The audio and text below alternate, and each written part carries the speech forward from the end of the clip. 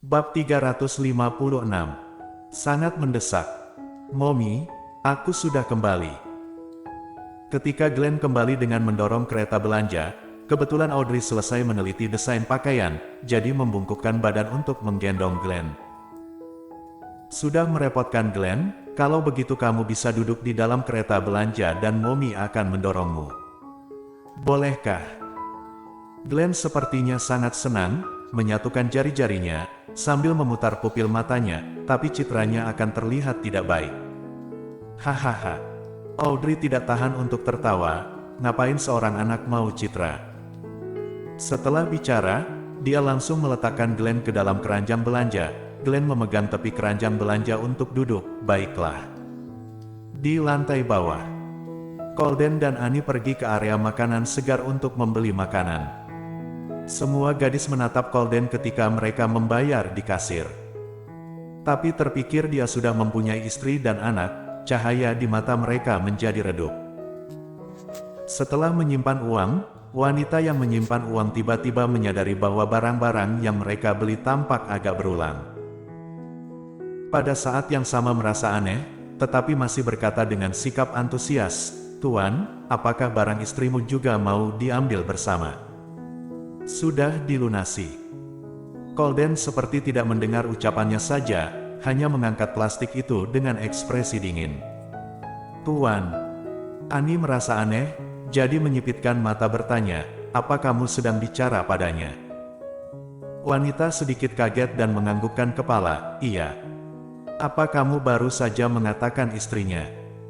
Wanita dibuat pusing dengan tatapan bingung Annie, lalu berkata dengan gugup, "Baru saja." Di belakang kalian ada wanita cantik yang membawa anak masuk, dia baru saja naik ke atas, jadi aku mengira kalian adalah pasangan. Colden mengerutkan dahi setelah mendengar ini, lalu tatapan dia menatap ke wanita kasir itu. Di bawah tatapan tajamnya, kasir wanita merasakan hawa dingin di punggungnya, juga ada tekanan tak terlihat yang menimpa di bahunya, sehingga menyebabkan dia langsung menekukkan punggungnya. Itu. Annie dapat merasakan suasana hati Colden aneh, jadi tersenyum dengan canggung, "Kami berdua masuk bersama, sama sekali tidak masuk dengan orang lain, apakah kamu salah mengenal orang?" Orang-orang di samping telah melihat, jadi lekas membantu wanita kasir itu menjelaskan. "Maaf keduanya, temanku ada rabun dekat. Baru saja ada seorang wanita yang meletakkan barangnya di sini, katanya nanti diberikan pada suaminya. Lalu mereka benar-benar sama seperti kalian berdua, jadi terjadi salah paham, benar-benar maaf." "Tidak apa-apa, tidak apa-apa." Annie menggelengkan kepala, jika kesalahpahaman ini sudah dijelaskan, maka lupakan saja. "Sudahlah Colden, melihat wajahmu yang dingin, apa kamu ingin menakut-nakuti gadis ini? Ayo pergi, ayo pergi." Selesai bicara, Annie menarik Colden untuk keluar dari supermarket.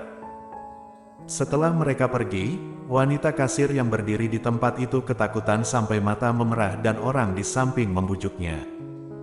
"Apa kamu baik-baik saja?" Wanita kasir itu menggelengkan kepala, lalu memeluk tangan sendiri, "Aku tidak apa-apa, hanya saja tampak dia sangat mengerikan tadi." "Iya, aku juga merasa tatapan dia sangat mengerikan. Pria semacam ini, meskipun ganteng, tapi sikapnya terlalu dingin, mungkin tidak bisa memanaskan hatinya." "Iya."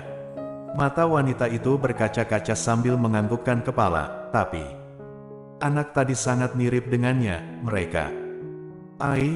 Aku juga tidak tahu jelas apa yang terjadi.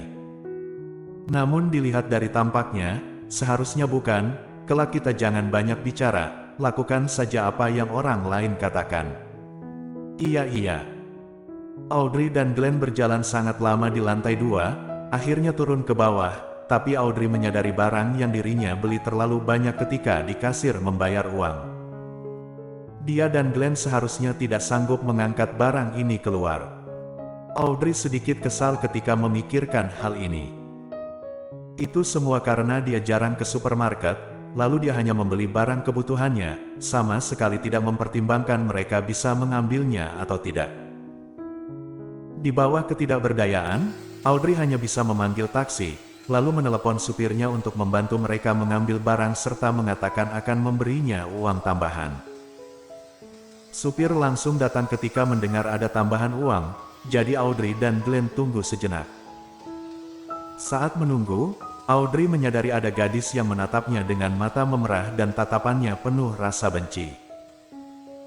Meskipun dalam hati Audrey merasa aneh dengan apa yang terjadi, tapi tidak banyak tanya, hanya menunggu supir datang untuk mengangkat barang mereka, lalu pergi bersama-sama. Setelah dia pergi, beberapa wanita pun kumpul bersama untuk mengobrol lagi. Apa-apaan ini? Sebelumnya aku mengira mereka adalah pasangan, tidak disangka bukan. Meskipun bukan, tapi kita tidak berani asal mengganggu pria semacam itu. Audrey dan Glenn baru duduk di dalam mobil tidak lama, sudah mendapat panggilan telepon dari Gita. Bukankah waktu ini? Apa dia sudah menyelesaikan pekerjaannya? Mommy, biar aku yang angkat. Aku mau bicara dengan Bibi Gita. Audrey memberi ponselnya pada Glenn, lalu Glenn berbicara dengan manja setelah telepon itu terhubung. Bibi Gita. Glenn, mengapa kamu? Bibi Gita, aku dan Mommy membeli banyak makanan di supermarket. Bagaimana jika kita membuat ikan asam manis hari ini?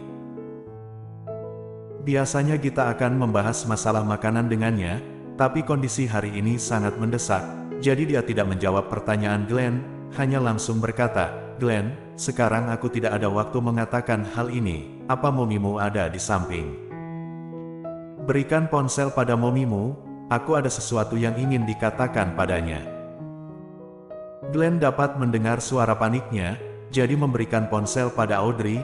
Mommy, Bibi Gita mencarimu, tampaknya ada masalah penting. Setelah mendengar ini, Audrey langsung mengangkat telepon. Halo, Gita, ada apa? Iya, Audrey tolong. Situasi sudah sangat mendesak, bisa-bisanya kamu pergi membeli barang di supermarket. Audrey menggerakkan alis, masalah apa yang mendesak dan kamu tidak memberitahuku? Aku bilang padamu, bukankah aku untuk mengukur tubuh Nona Zhao itu?